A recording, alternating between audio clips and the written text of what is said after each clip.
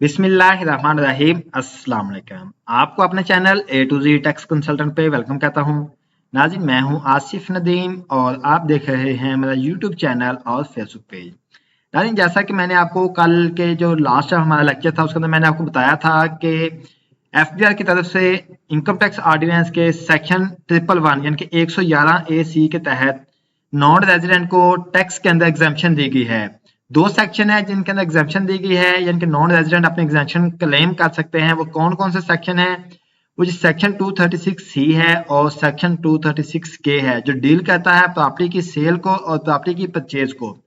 तो कल हमने ये बड़ी डिटेल में देखा था, एफबीआई का जो नोटिफिकेशन था वो भी हमने देखा था कि उसका एक तरीकेकार क्या था, किस तरह से आपको टैक्स एग्जेम्पशन मिलेगी, किस तरह से आप अपनी एग्जेम्पशन जो है वो क्लेम कर सकते हैं और उसका प्रोसेस क्या होगा, कंप्लीट हमने कल देखा था।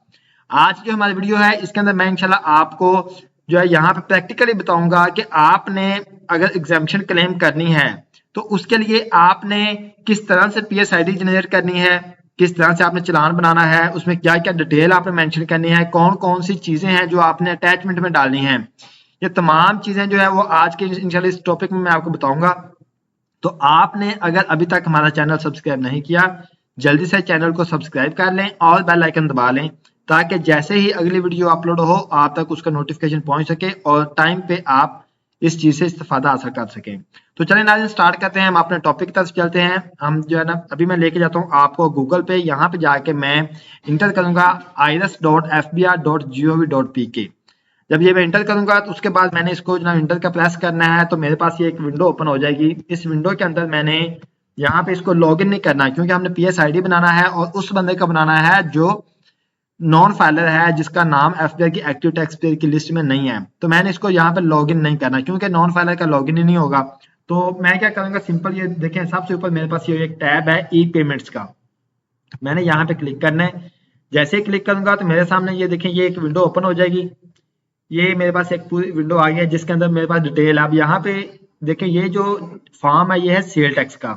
अब चूंकि हमने प्रॉपर्टी टैक्स का चालान बनाना है तो इसके लिए ये देखें टैक्स ऑन इमूवेबल प्रॉपर्टी, तो आपने इसको क्लिक करना है। जब इसको क्लिक करेंगे तो अब आपके सामने नेक्स्ट ये वाली विंडो आ जाएगी।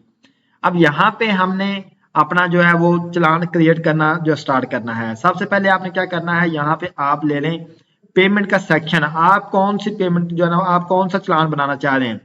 क्या आप प्रॉपर्टी परचेज कर रहे हैं, आप अपना चालान बना रहे हैं, या आप प्रॉपर्टी सेल कर रहे हैं, आप अपना बना रहे हैं? अगर आप सेक्शन 236C जो है इसको सिलेक्ट करेंगे, इसका मतलब है कि आप प्रॉपर्टी सेल कर रहे हैं। लेकिन अगर आप सेक्शन 236K जो है इसको सिलेक्ट करेंगे तो इसका मतलब है कि आप प्रॉपर्टी परचेज कर रहे हैं। तो मैं क्या कहता हूँ, मैं पहले 236C का जो है वो चालान बनाता हूँ कि जी मैं कहता हूँ कि मैं प्रॉपर्टी सेल कर रहा हूँ और मैं नॉन रेजिडेंट हूँ या मैं ओवरसीज पाकिस्तानी हूँ। तो मैं किस तरह से अपना चालान क्रिएट करूंगा अभी हम देख लेते हैं। मैं यहाँ पे सेक्शन को सिलेक्ट कर लिया, 236C मैंने किया। उसके बाद नीचे देखूंगा तो मेरे पास डिटेल है पार्टिकुलर्स ऑफ सेलर, यानी कि यहाँ पे इसके अंदर इस फॉर्म के अंदर सारी जो भी डिटेल्स हैं सारी वो मैं अपनी डिटेल डालूंगा और फिर पार्टिकुलर्स ऑफ बायर जो है इसमें उसकी डिटेल डालूंगा जिस बंदे ने ये परचेज करना है। देन फिर मेरे पास प्रॉपर्टी की डिटेल्स हैं वो डालनी है, प्रॉपर्टी की वैल्यूएशन की डिटेल है वो डालनी, और एंड पे मेरे पास जो है वो अटैचमेंट है।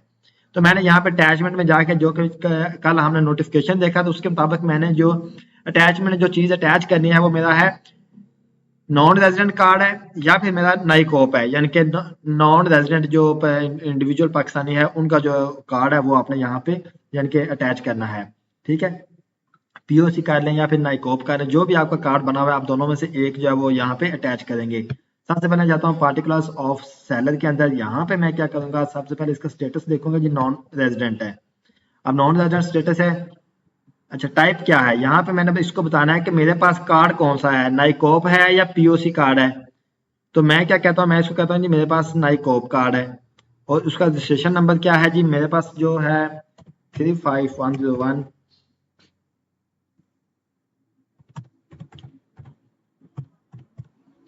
मैंने अपना रजिस्ट्रेशन नंबर ऐड कर दिया यानी कि नई कॉप नंबर जो वो ऐड कर दिया। उसके बाद मैं ये जो कोड मेरे पास आ रहा है मैं ये यहाँ पे इंटर कर दूंगा और इसको मैं यहाँ पे सर्च कर दूंगा। जैसे सर्च करूंगा देखें सिस्टम ने ऑटोमेटिकली नाम उठा लिया है। अब नाम उठाया तो यहाँ पे एज जो शेयर है इसको मैं 100% कर दूंगा और इसको मैं नेक्स्ट पे क्लिक कर दूंगा। उसके बाद जो बंदा प्रॉपर्टी परचेज कर रहा है उसकी डिटेल ऐड करनी है। अब प्रॉपर्टी तो यहाँ पे अब मैं जो क्या है वो जो परचेजर है उसकी डिटेल ऐड करूंगा। परचेजर फॉर एग्जाम्पल मेरा जो बंदा परचेज कर वो रेजिडेंट है, मैंने रेजिडेंट कर लिया। उसका रजिस्ट्रेशन टाइप क्या है, CNIC है। और CNIC के अंदर मैं एक CNIC ऐड कर लूंगा, अपना कर दूंगा 86879391। ये मैंने CNIC ऐड कर दिया। देन मैंने ये जो कोड है ये मैंने यहाँ पे इंटर करना है और इसको मैं सर्च कर दूंगा। जैसे सर्च करूंगा सिस्टम देखें यहाँ पे नाम ऑटोमेटिकली उठा लेगा। देन मैं इसको यहाँ पे कर दूंगा 100% और बाय टाइप में मैं कर दूंगा ऑनर कि मैं खुद परचेज कर रहा हूँ और इसको मैं ऐड कर दूंगा। ऐड हो गया। नेक्स्ट आपने क्या करना है, इसको नेक्स्ट पे क्लिक करना है। नेक्स्ट पे क्लिक करेंगे तो यहाँ पे आपने प्रॉपर्टी की डिटेल ऐड करनी है। जनाब वो रेजिडेंशियल प्रॉपर्टी जो मैं परचेज कर रहा हूँ उसका साइज कितना है, 5 मरला है या 4 मरला जो भी है, 5 मरला साइज है। यूनिट क्या है जी, ये मरला है, ठीक है। और कवर्ड एरिया जो यहाँ पे आप नाप चाहे लिखे उसके मसला नहीं है। अब उसका जो नंबर क्या है जी,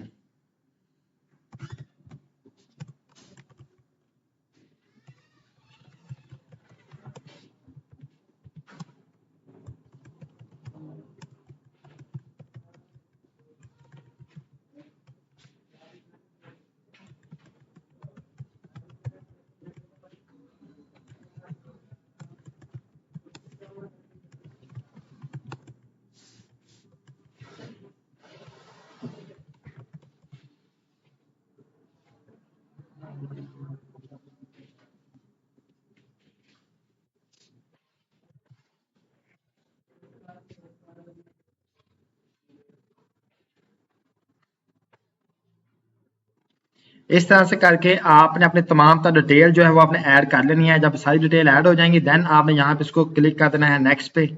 नेक्स्ट पे क्लिक करेंगे तो ये देखें यहाँ पे आ रहा है कि I am eligible for ATL यानी कि अंडर सेक्शन 111, यानी कि मैंने कल जो आपको बताया था कि सेक्शन 111A(C) के तहत आपको ये एग्जाम्पशन मिलेगी। तो आपने इसको यहाँ पे यस टिक कर देना है।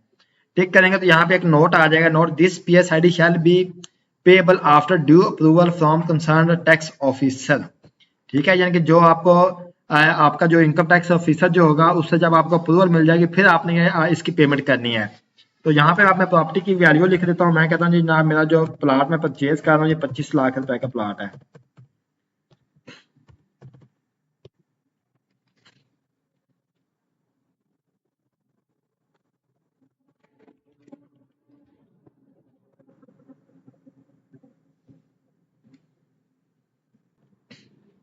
उसका ये रेट कितना है देखें, सिस्टम ने ऑटोमेटिकली 3% रेट उठा लिया है। ठीक है जी।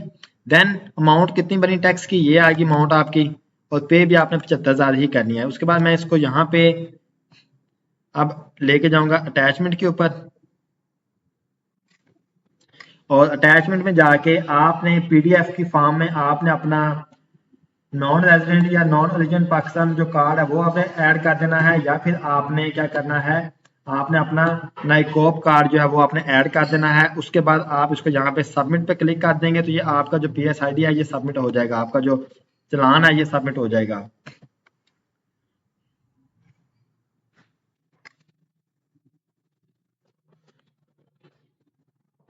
इसको मैं जब सबमिट पे क्लिक करूंगा सिस्टम पूछेगा कि क्या आप वाकया में ही बनाना चाह रहे हैं PSID। मैं कहता हूँ जी यस, ओके।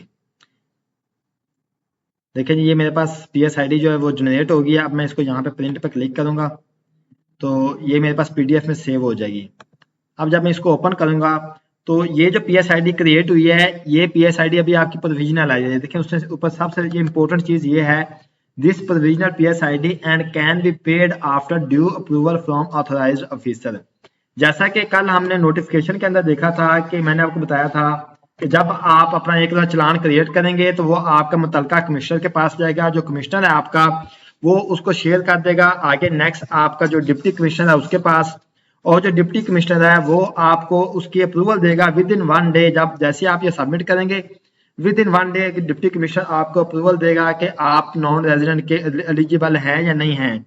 जब आपको अप्रूवल मिल जाएगी उसके बाद आप अब इस जो चलान होगा जो न्यू जो आपको PSID मिलेगी उसकी आपने पेमेंट करनी है। याद रखें कि ये जो अभी आपको PSID जो जनरेट हुआ है या जो मिला है आपका, इस PSID को आपने यहाँ पे जो है ना इसको पे नहीं करना।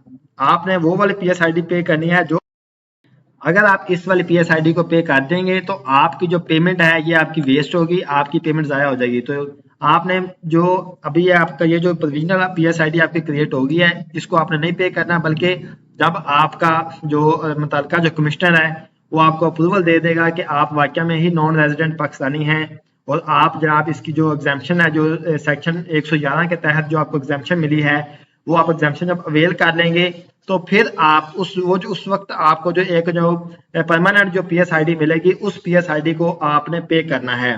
जब ये पेमेंट करेंगे तो फिर आपको जो है वो टैक्स की एग्जाम्पशन मिलेगी 3%। ये था आज का हमारा छोटा सा टॉपिक। इंशाल्लाह मिलते हैं नेक्स्ट वीडियो में, और नेक्स्ट वीडियो में हम मजीद इस तरह की कोई एक और वीडियो डिस्कस करेंगे। आपके पास अगर कोई इससे रिलेटेड कोई क्वेश्चन है तो आप हमें कमेंट करके क्वेश्चन पूछिए, हम इंशाल्लाह कोशिश करेंगे कि उसके ऊपर भी या उस टॉपिक के ऊपर भी हम डिस्कशन करें। अस्सलाम वालेकुम।